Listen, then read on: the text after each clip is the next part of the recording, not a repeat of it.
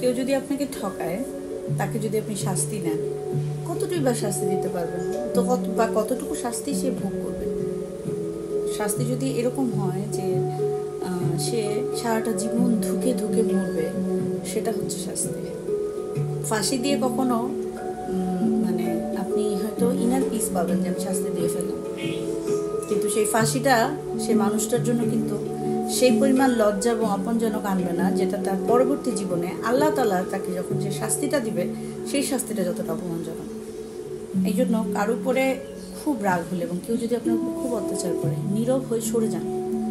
তার সাথে খালি খালি ঝগড়া, যুদ্ধ, ঝামেলা এগুলো করে আসলে বেসিক্যালি আপনি খুব একটা লাভবান হবেন না। কারণ যার অভ্যাস মানুষ ঠকানো, সে আপনাকে আজকে ঠকিয়েছে, কালকে আবার আরেকজনকে ঠকাবে।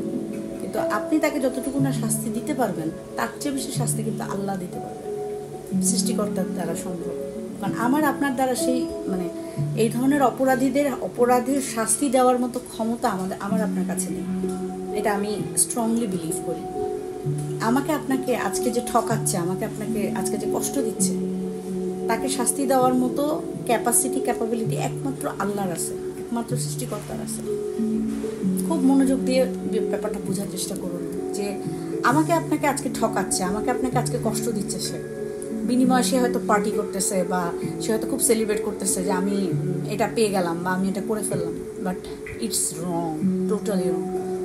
মানুষকে ঠকালে মানুষের মনের যে আত্মার যে কষ্ট, সেই কষ্ট আগুনে আপনি ধ্বংস হয়ে যাবেন। খুব বেশি দিন সময় লাগবে না আপনাকে ধ্বংস হতে, এবং এমনভাবে আপনি ধ্বংস হবেন যে ধ্বংসটার জন্য আপনি নিজেই দায়ী থাকবেন। এই জন্য অসৎ পথে পোলাও মুরগি খাওয়ার থেকে একবেলা না খেয়ে থাকাটা খুব উত্তম। খুব ভালো থাকে।